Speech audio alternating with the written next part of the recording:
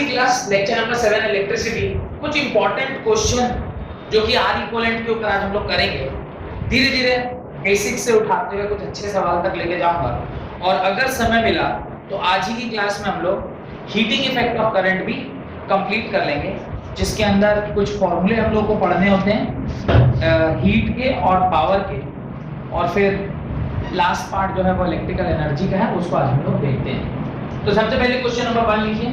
पहला सवाल, इस प्रकार से रेजिस्टेंसेस लगे हुए हैं और आपसे पूछ रहा है बताओ आर इक्विवेलेंट क्या होगा। अगर इसकी वैल्यू 2 ओम है, इसकी वैल्यू 3 ओम है और इसकी वैल्यू 5 ओम है, तो जैसा कि आप लोग जान रहे हैं ये किसमें लगा हुआ है, सीरीज में कि पैरेलल में? सीरीज में। और सीरीज में आर इक्विवेलेंट का फॉर्मूला क्या होता है? आर इक्विवेलेंट का फॉर्मूला होता है R1 + R2 + R3। आपने इस प्रकार से तीनों को जोड़ देंगे, ये हो जाएगा 2 + 3 + 5 दैट इज इक्वल टू 10 ओम, और ये आपका क्या हो जाएगा, आंसर हो जाएगा। तो ये सबसे सरल क्वेश्चन जो दिया जा सकता था आपको वो मैंने दे दिया। 3 रेजिस्टर्स आपस में कैसे लगे हैं, सीरीज में लगे। क्वेश्चन नंबर 2, जहां पर इस प्रकार से 3 रेजिस्टर जो है वो सपोज करिए पैरेलल में लगे हुए, और जब इस प्रकार से पैरेलल में लगे रहते हैं 3 रजिस्टर, एक की वैल्यू है 5, एक की 10 और एक की 15, इस प्रकार से अगर आपको कुछ दिया हो तो 1/R इक्विवेलेंट का फॉर्मूला ऑलरेडी आप जानते हैं क्या होता है। 1/R equivalent = 1/R1 + 1/R2 + 1/R3, और यहाँ पे जब आप 1/R इक्विवेलेंट निकालेंगे ये होगा 1/5 + 1/10 + 1/15, एलसीएम लेंगे 30 आएगा, 6 + 3 + 2 1/R इक्विवेलेंट। R इक्विवेलेंट = 30/11 ओम। तो इस प्रकार से जब चीजें पैरेलल में दी रहती है तो आप ऐसे निकाल सकते हैं। अब क्वेश्चन नंबर 3 की ओर बढ़ रहे हैं। क्वेश्चन नंबर 3 जहां पर थोड़ा सा मिक्स कर रहा हूं, पैरेलल और सीरीज के कॉम्बिनेशन की बात कर रहे हैं। इस प्रकार से ये कुछ पैरेलल में लगा हुआ है, ये कुछ सीरीज में लगा हुआ है। इस टर्मिनल को A बोल रहा है और इस टर्मिनल को B बोल रहा है, और आपसे पूछ रहा है बताओ RAB कितना होगा। रेजिस्टेंस दिया हुआ है 10 ओम 10 ओम, 5 ओम, 10 ओम 10 ओम। इसका आंसर क्या होगा आपको बताना है। इसका आंसर क्या होगा आपको बताना है। 15 ओम इज द करेक्ट आंसर। एक विद्यार्थी ने 15 ओम निकाल भी लिया है।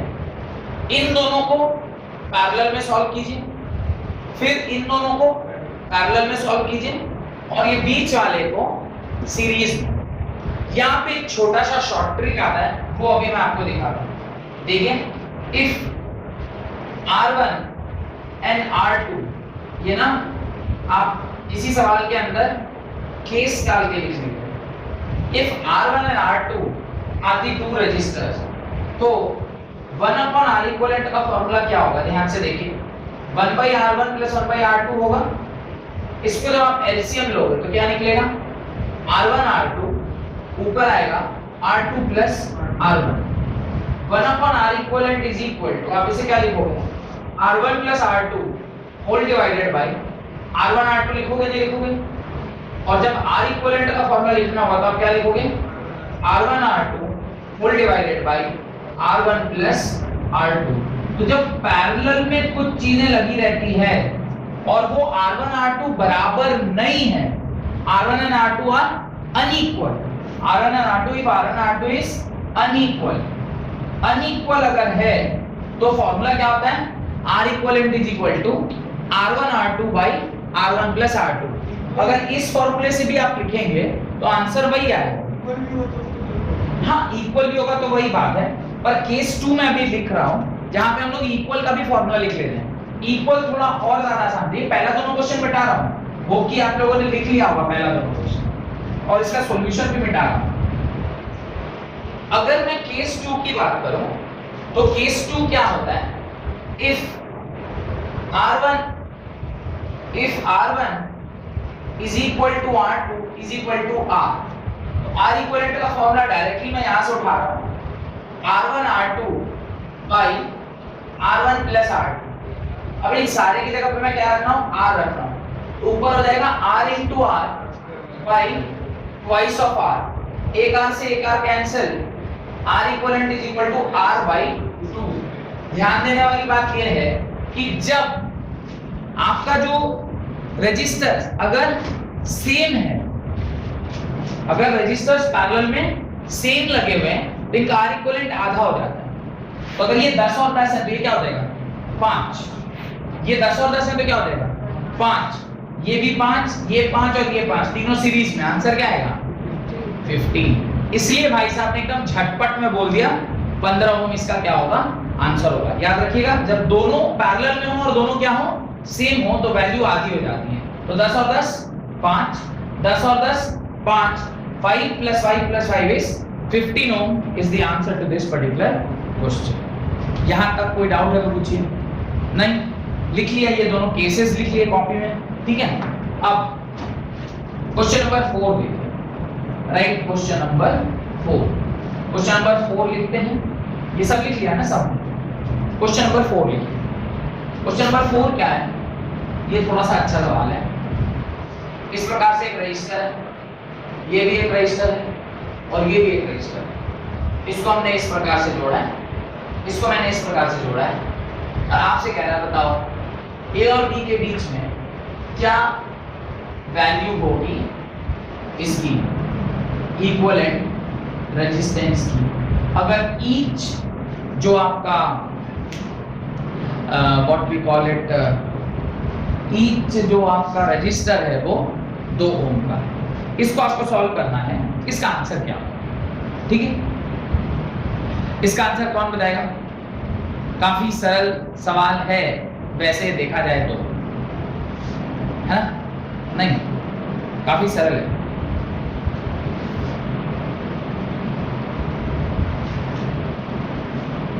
इस तरह के सवाल को जब हम लोग सॉल्व करते हैं तो एक टेक्निक यहाँ पे काम आती है और वो टेक्निक क्या है वो दिखाता हूं मैं आपको। ये ए से चलकर इस पॉइंट को भी मैं क्या बोलूंगा ए बोलूंगा। मैं पॉइंट को वहां तक बिना रुकावट के ले जा सकता हूं जहां तक रेजिस्टेंस उसको रास्ते में ना मिले। तो अगर इस रास्ते में रेजिस्टेंस इसको नहीं मिल रहा है तो इस पॉइंट को भी मैं सेम पोटेंशियल पे रख सकता हूं। सिमिलरली अगर ये बी है तो यहां से यहां तक भी क्या हो जाएगा बी हो जाएगा। अब इस सर्किट को जरा सा फिर से रीड्रॉ करेंगे, तो रीड्रॉ करेंगे तो इस पॉइंट को ए मान रहे हैं। तो अब देखिए ए से बी के बीच में, फिर ए से बी के बीच में और फिर ए से बी के बीच में, देखिए ए से बीच में, ए से बी के बीच में 2 ओम, ए से बी के बीच में 2 ओम और ए से बी के बीच में 2 ओम। इस सर्किट को आपने सिंपलीफाई करके कैसा बना लिया, ऐसा बना लिया। और अब इसका जो R इक्विवेलेंट है वो निकालना तो आपको आता ही आता है। 1/R equivalent is equal to R/3 हो जाएगा। क्या हो जाएगा R/3। फिर भी एक बार बाकायदा सॉल्व कर लेते हैं। 1/R equivalent is equal to 1/R1 plus 1/R2 plus 1/R3, 1/R plus 1/R plus 1/R, LCM R ये 3, 1/R equivalent is equal to this, so R equivalent is equal to R/3। R की value यहाँ पे कितनी है इस particular case में, R की वैल्यू 2 है, ये हो जाएगा 2/3 ओम और ये आपका क्या होगा आंसर होगा। ये एक अच्छा सवाल है, ये एक अच्छा सवाल है जो एक नई चीज आपको सिखा कर जाता है। क्या नई चीज सिखा के गया कि जब कभी भी किसी एक पॉइंट से कोई दूसरा पॉइंट कनेक्टेड है और रास्ते में कोई भी रजिस्टर नहीं है, that point can be taken to that particular point without obstruction। उसको आप एक जगह से दूसरे जगह आसानी से ले जा सकते हैं। और R इक्विवेलेंट निकालने का ये लिख लिया सबने। एक और लास्ट अच्छा सवाल मैं आपको कराता हूं जो एक और नया कॉन्सेप्ट आपको सिखा के जाएगा, जिसको बोलते हैं व्हिटस्टोन ब्रिज। क्या बोलते हैं, व्हीटस्टोन ब्रिज। एज सच आपके सिलेबस में है नहीं, पर जब आप 11 से 12 का एग्जाम दे रहे होते हैं, सॉरी 10 से 11 का एग्जाम दे रहे होते हैं किसी भी स्कूल में एडमिशन के लिए, तो उस टाइम पे जो आपसे सवाल पूछेगा ना, वो 10th का नहीं पूछेगा, वो आपसे थोड़ा उससे ऊपर का पूछेगा। तो ऊपर का पूछेगा तो आपको पता रहेगा, तब ना आप उसे सॉल्व करिएगा। तो व्हीटस्टोन ब्रिज काफी इजी सा कॉन्सेप्ट है, आप तुरंत से सीख जाएंगे। व्हीटस्टोन ब्रिज किसको कहते हैं, तो पहले आप व्हीटस्टोन ब्रिज का एज अ कॉन्सेप्ट लिख लीजिए, व्हीटस्टोन ब्रिज क्या होता है, और फिर मैं उसके ऊपर सवाल कराऊंगा। व्हीटस्टोन ब्रिज देखिए, व्हीटस्टोन ब्रिज बोलते हैं इसको। कैसा होना चाहिए, जब 5 रजिस्टर, ध्यान से देखिएगा, जरूरी नहीं कि 5 ही रजिस्टर हो, पर अगर 5 रजिस्टर इस प्रकार से लगे हो, किस प्रकार से लगे हुए, एक फिक्स्ड पैटर्न है उनके लगने का, एक फिक्स्ड पैटर्न है। क्या पैटर्न है, ये A पॉइंट है, ये B पॉइंट है, इसको C मान रहा हूं, इसको D मान रहा हूं। This register is R1, this is R2, this is R3, this is R4 and this is R5। ऐसे 5 रजिस्टर किसी भी सर्किट में लगे हुए, किस प्रकार से, इसी पर्टिकुलर प्रकार से।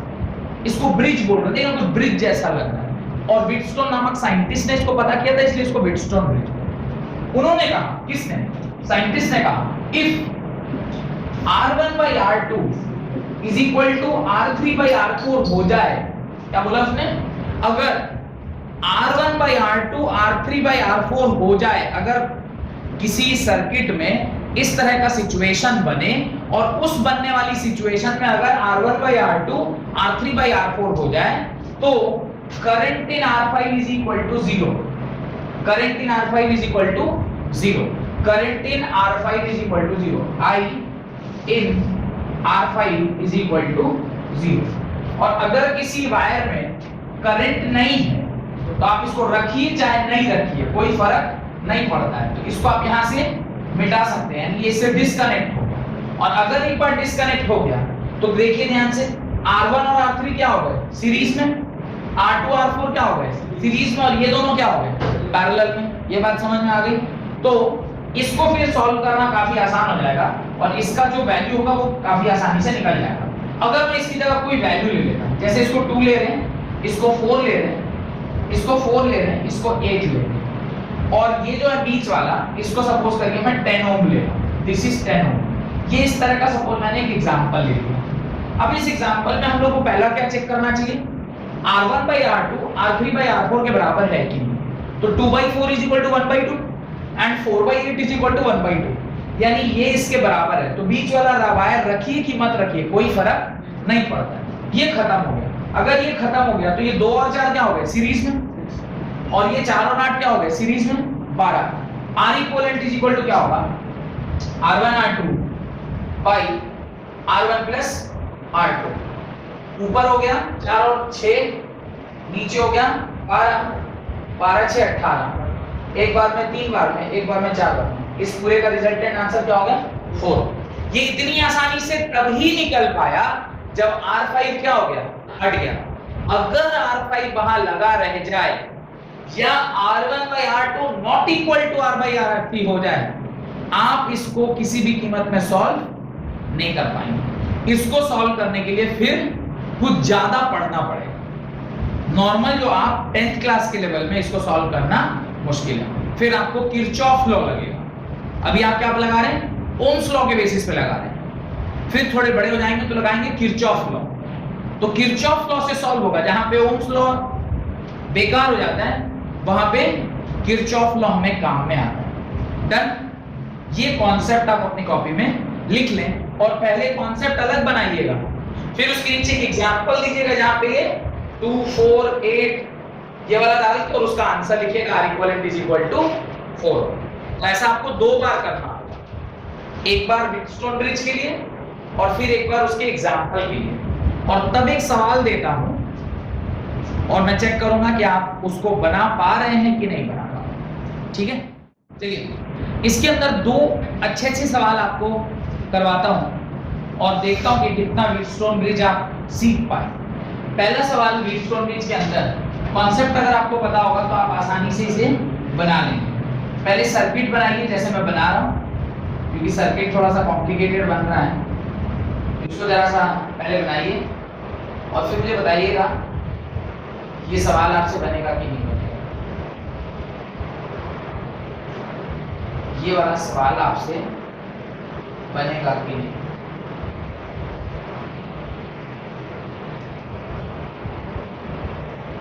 ये आपको सवाल दिया गया है जहां पर इसकी वैल्यू 10 ओम है और इसकी value 20 ohm, this is 30 ohm and this is 10 ohm and this is 20 ओम।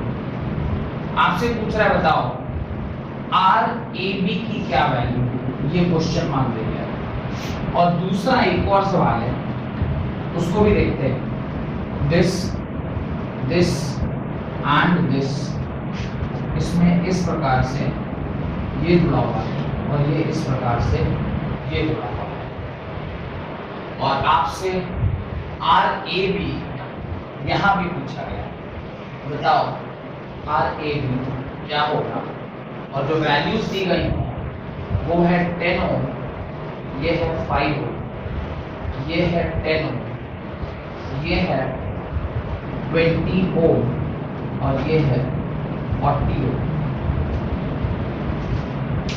तो इस प्रकार का सवाल आपको दिया गया है और दोनों को आपसे कहा है कि इसका सॉल्यूशन बताइए कि इसका जो इक्विवेलेंट रेजिस्टेंस होगा वो क्या होगा।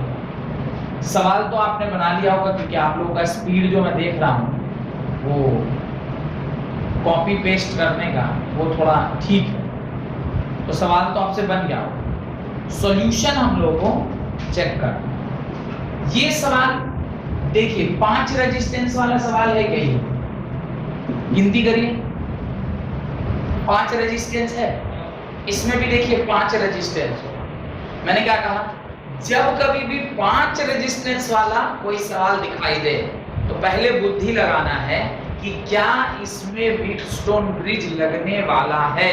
अगर हाँ तो व्हीटस्टोन ब्रिज लगाइए, अगर ना तो फिर तो सॉल्व आपसे होगा नहीं, क्योंकि उसके लिए तो आपको किरचॉफ लॉ की जरूरत पड़ेगी। लेकिन कई बार ऐसे सिमिलर दिखने वाले सवाल भी व्हीटस्टोन ब्रिज नहीं भी लगता है। जैसे आज एक सवाल करा है जहाँ पे वायर ऊपर में रेजिस्टेंस नहीं था, ये वाला सवाल और वो वाला सवाल को देखिए एक जैसे ही देखने में लगता है। आज एक सवाल कराया था यहाँ पे रेजिस्टेंस नहीं था, तो ऐसा वहां पे 3 ही रजिस्टर थे, 3 रजिस्टर थे तो व्हीटस्टोन ब्रिज का लगने का कोई स्कीम बैठेगा नहीं।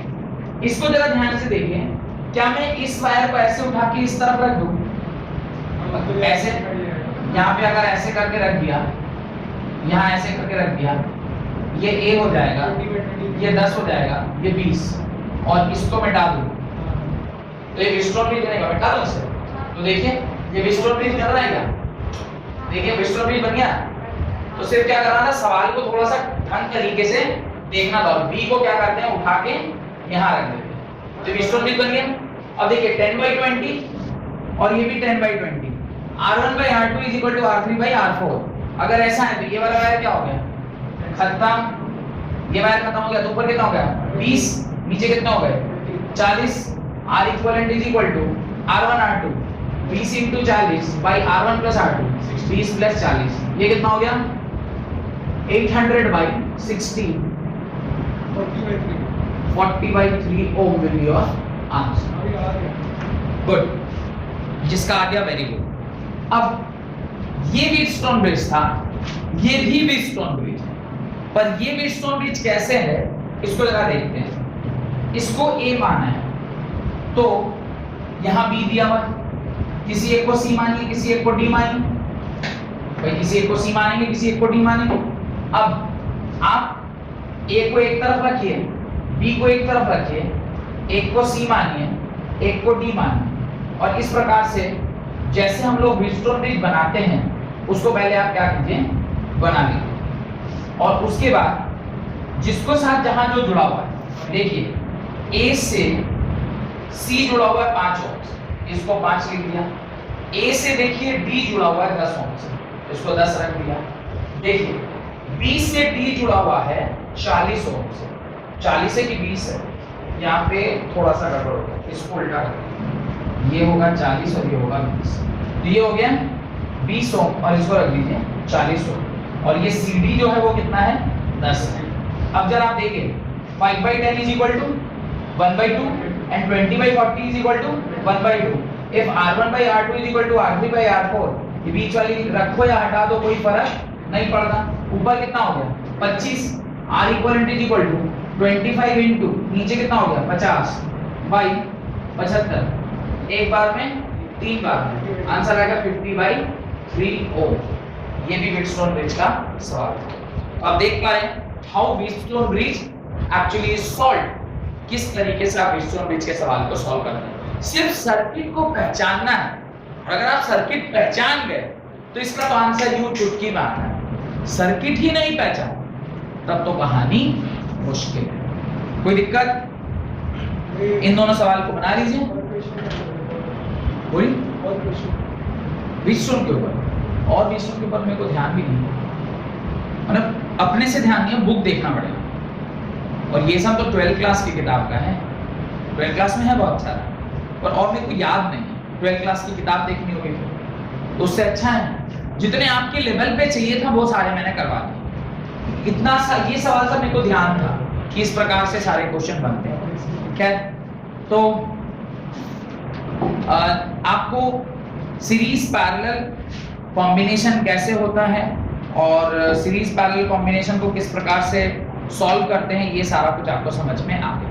हेडिंग डालें heating effect of current. Heading डालें heating effect of current. Heating effect of current क्या है? देखिए, जहां कहीं भी करंट किसी सर्किट में फ्लो करेगा, अगर करंट किसी सर्किट में फ्लो कर रहा है तो उस सर्किट में रेजिस्टेंस होगा, और अगर रेजिस्टेंस है तो वो रास्ते में करंट के रास्ते का रुकावट है। रेजिस्टेंस का डेफिनेशन यही बताएगा, hindrance in the path of flow of current, तो वो उसके पाथ का रुकावट है। और अगर कोई आपको जबरदस्ती रोक रहा है तो आपका क्रोध बढ़ेगा, इलेक्ट्रॉन का क्रोध बढ़ेगा, यानी उसकी एनर्जी बढ़ेगी। या उसको अगर आप जबरदस्ती स्टॉप कर रहे हैं तो काफी हाई स्पीड इलेक्ट्रॉन जब रुक रहा है तो एनर्जी डिसिपेट करेगा, और एनर्जी जब डिसिपेट करेगा तो क्या होगा? हीट होगा। तो इसको ही बोलते हैं हीटिंग इफेक्ट ऑफ करंट। लिखना स्टार्ट करिए। हीटिंग इफेक्ट ऑफ करंट के अंदर the production of heat in a conductor, the production of heat in a conductor when electric current flows through it, when electric current flows through it is called heating effect of current, is called as heating effect of current। और current इसी प्रकार से heating effect दिखाता है। अगर कोई आपसे पूछे कि what is the reason of heating effect of current, तो क्या बोलेंगे? Resistance of the wire. लिखिए, पैराग्राफ चेंज करो। Resistance of the conductor opposes the flow of current. Resistance of the conductor opposes the flow of current. Resistance of the conductor opposes the flow of current, which in turn stops the electron, which in turn stops the fast moving electron. Fast moving electron, full stop. The fast moving electron possess kinetic energy. The fast moving electron possess kinetic energy which on colliding atoms, which on colliding atoms, which on colliding atoms dissipate energy, which on colliding atom dissipates energy. This energy is known as heating effect of current. This energy is known as heating effect of current, due to which the temperature of the conductor increases. Due to which the temperature of the conductor increases. Due to which the temperature of the conductor increases. आपको बहुत ज्यादा तो ध्यान नहीं होगा, लेकिन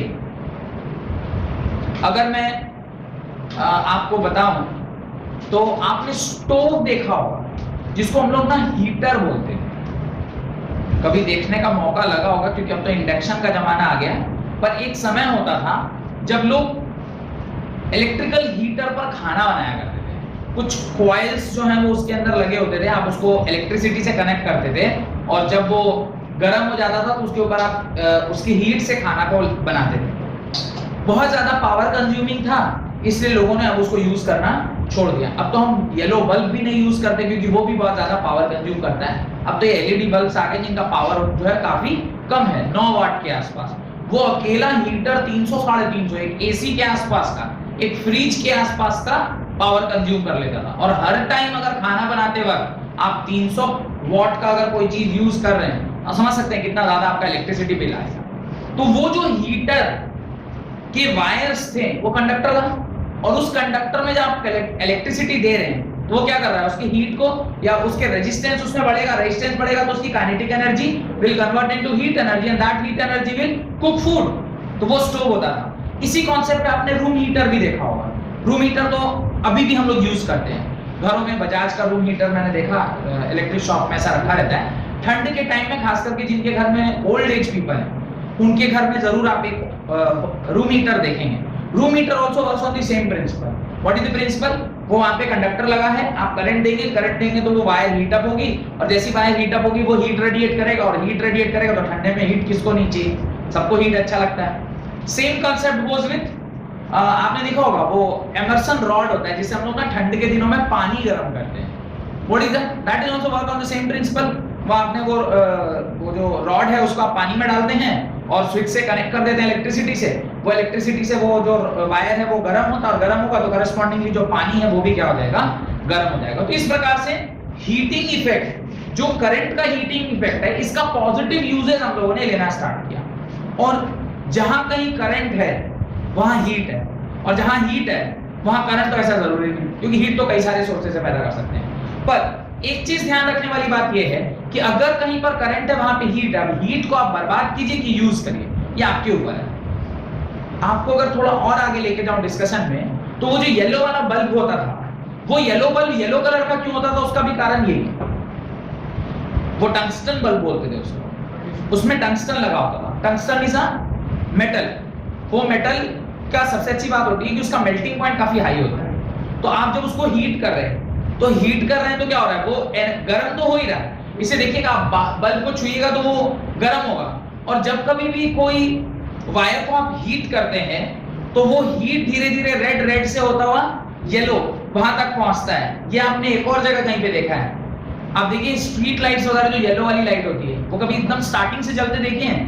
पहले starting से जलेगा तो पहले व्हाइट होगा, व्हाइट से फिर धीरे धीरे रेड होगा, रेड के बाद फिर वो येलो कलर का आता है। You might not have seen, but light mast जो होता है ना, बड़े बड़े हैलोजन्स जिसको बोलते हैं, वो जब जलना स्टार्ट होता है तो इनिशियली वो येलो कलर का नहीं होता। इसके पीछे की कहानी क्लास 11th में स्ट्रक्चर ऑफ एटम नामक चैप्टर में हम लोग पढ़ेंगे कि होता क्या है कि इलेक्ट्रॉन यूं एक्साइट करता है, एक्साइट होकर ऊपर जाता है, तो उसको हम लोग वो सम रेडिएशंस, फिर वो रिटर्न आएगा तो फिर वो रेडिएशन, वो सब सारा कॉन्सेप्ट है। तो वो अभी नाम भी नहीं बोल रहा कि कौन कौन से टाइप ऑफ रेडिएशन है, unnecessarily it will create confusion. पर ध्यान ये रखना है कि किसी भी चीज से अगर कलर निकल रही है, किसी भी इलेक्ट्रिकल डिवाइस से अगर कलर दिख रहा है मेरे को, उसका रीजन उसका एक्साइटेशन है, यानी हीट होना। और अगर वहां से टेम्परेचर है तो भी उसका रीजन क्या है, हीट होना। कंडक्टर के अंदर ये सारी चीजें होती रहती है। डन। अब एक साइंटिस्ट थे जिनका नाम था जूल। जूल ने हीटिंग का लॉ दिया। भाई ये हीट जो है वो किन किन चीजों के ऊपर डिपेंड कर रहा है, ये तो समझ में आ गया कि जहां पर करंट है वहां हीट है। अब ये हीट किन किन चीजों के ऊपर डिपेंड करता है, तो उसको बोलते हैं जूल्स लॉ ऑफ हीटिंग, या हीटिंग, ये लिखते, देखिए हेडिंग डाली है, joules law of heating. Joules law of heating, right.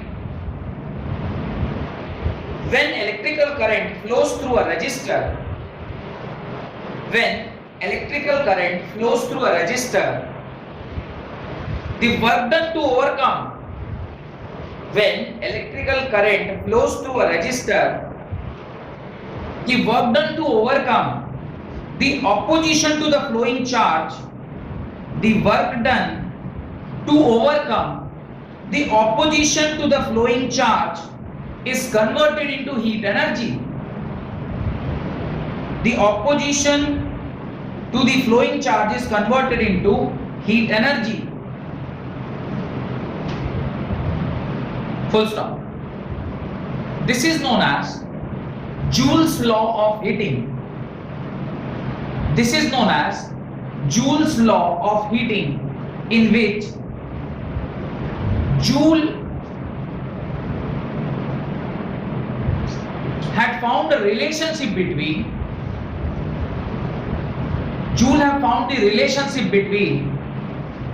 heat and various parameters. Heat and various parameters and its dependency. Heat and its various parameters and its dependency. Full stop. He observed that heat and various parameters and its क्या बोला dependency. Full stop. He found that, या he observed that, जो भी लिखे, he found that the current carrying conductor, he found that in a current carrying conductor, point number 1, heat produced is directly proportional to the square of current flowing to the conductor. He found that point number 1, heat produced is directly proportional to the square of the current flowing in the conductor. That is, H is proportional to I square. That is, H is proportional to I square. Heat produced is directly proportional to the square of the current flowing to the conductor. That is, H is proportional to I square. Point number 2, heat produced is directly proportional to the resistance of the conductor. Heat produced is directly proportional to the resistance of the conductor. Second point, heat produced is directly proportional to the resistance of the conductor. That is, H is proportional to R. That is, H is proportional to R. And third point, heat produced is directly proportional to the time for which the current is flowing in the circuit, या the conductor. Heat produced is directly proportional to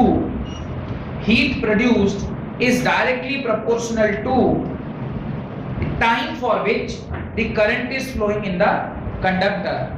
That is, H is proportional to T. And जब इन तीनों को उन्होंने combine किया तो उन्होंने कहा H is equal to जो होता है वो I स्क्वायर RT के बराबर होता है, यानी heat produced in a conductor वो होता है I स्क्वायर RT के बराबर. कांस्टेंट 1 में heat is equal to I square RT.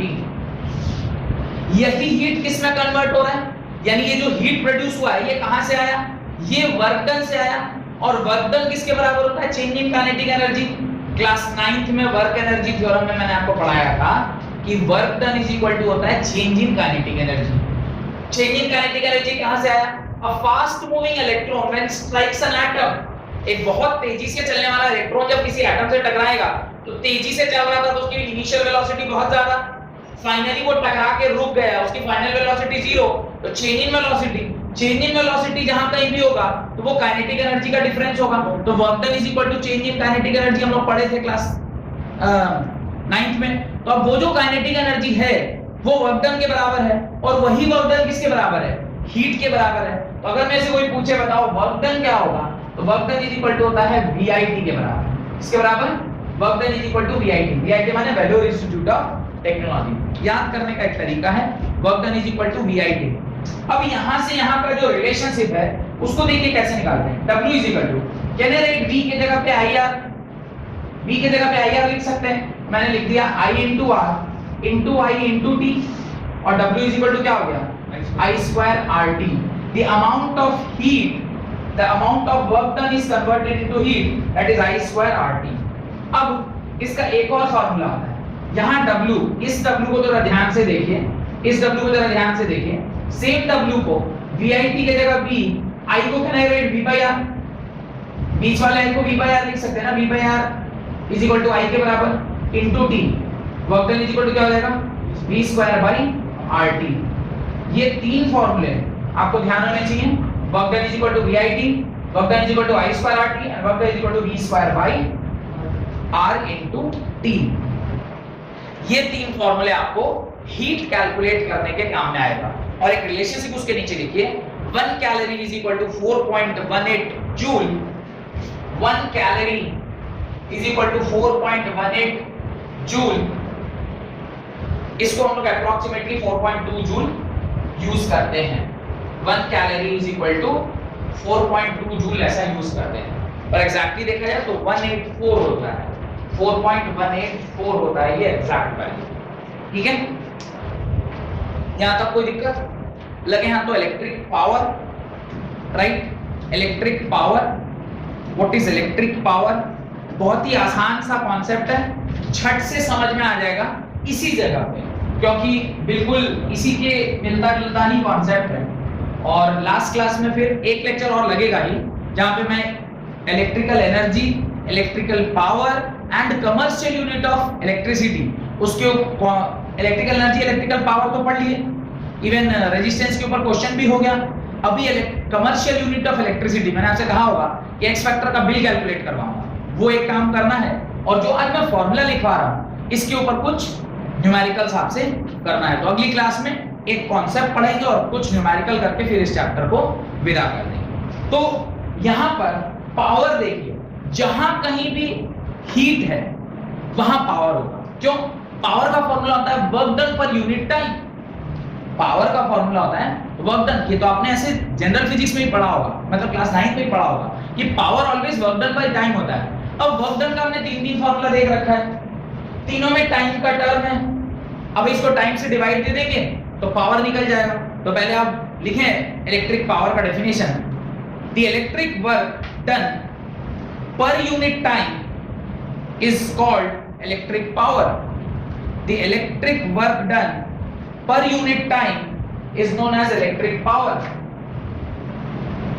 Power is equal to work done by time. Work done by time. अब पावर को P से डिनोट करते हैं, इसको W से और इसको छोटा t से। तो ये फॉर्मूला भी एक आपको डब्बे में बंद करना चाहिए, क्योंकि इसको भी हम लोग डायरेक्टली सवाल सॉल्व करने के काम में आता है। Power is equal to work done by time. अब पावर के तीन फॉर्मूले मुझे दिखाई दे रहे हैं। आप वर्क डन का पहला फॉर्मूला डालें, VIT by T, T से T cancel, power is equal to VI। तो पहला फॉर्मूला हो गया power is equal to VI के बराबर।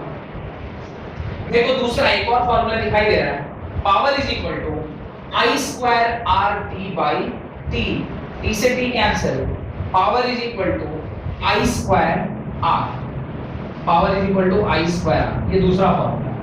और तीसरा फॉर्मूला जो मुझे यहां मैं दिखा रहा हूं आपको, power is equal to work done का तीसरा फॉर्मूला है V square RT by T, T से T cancel, power is equal to V square by R। ये आपका तीसरा फॉर्मूला। तो पावर का पहला फॉर्मूला, दूसरा फॉर्मूला, तीसरा और ये चौथा। तो पावर के कुल 4 फॉर्मूले हैं, चारों का चारों आपको बोर्ड पर लिखा हुआ है। ये किस तरीके से आपने फॉर्मूला निकाला? वर्क डन के फॉर्मूले से ही ये सारा निकल गया है। कोई दिक्कत? Unit of power is what, वो वाला नहीं जो आप लोग एक दूसरे की लगाते रहते हैं, ज्यादा बोला तो वॉट लगा दूंगा, वॉट लगा दूंगा नहीं, पावर का यूनिट होता है वाट। वो आपने गाना सुना होगा, लग गए 440 वोल्ट। वोल्ट है कि वाट है? वो वोल्ट है। अच्छा, इफ इट इज वोल्ट तो volt is the unit of potential and what is the unit of power. दोनों में अंतर है। Volt VOLT, volt, volt is the unit of potential, what is the unit of power. तो वहां पे volt लग रहा है और यहां पर वाट लगा देंगे, तो वो वाट लगा रहे हैं। वो वाट क्या है? What is power. पावर का यूनिट होता है वाट, लेकिन ऐसा unit of power is watt. ऐसा unit of power is watt. और वर्क डन का यूनिट बताने की आवश्यकता है कि आपको पता है? वर्क डन का यूनिट क्या होता है? जूल। वर्क डन या हीट का यूनिट जूल है। ये सारी चीजें जितनी भी आपने हीट के फॉर्मूले लिखे थे ना, ये सारे का यूनिट क्या होता है? जूल होता है। वर्क डन का unit is joule, this is also joule, this is also joule and this is also joule. ऐसे भी इसको जूल होना था, क्यों? क्योंकि जूल नहीं ये सारा चीज बताया ना आपको, इसलिए बोला जूल्स लॉ ऑफ हीटिंग। तो जूल नहीं बताया तो इसके यूनिट पे ही आएगा। और पावर का एक और यूनिट होता है जूल पर सेकेंड, या power is equal two joule second inverse, ये भी यूनिट है। तो पावर के दो यूनिट हो गए, एक को वॉट और दूसरा जूल पर सेकेंड। इस प्रकार से आपको पावर का तीनों कॉन्सेप्ट समझ में आ गया। और ये तीन जो अलग अलग रिलेशन है, इसको कहां यूज करना है? If we don't know the resistance तो यहां यूज करेंगे। If we know the resistance in series, ये वाला यूज करेंगे। If we know the resistance in parallel, ये वाला पैरेलल में होता है 1/r, सीरीज में होता है R इक्विवेलेंट, और यहां R का पता ही नहीं है, तो ये कहां यूज करते हैं ये भी आपको समझ में आ गया।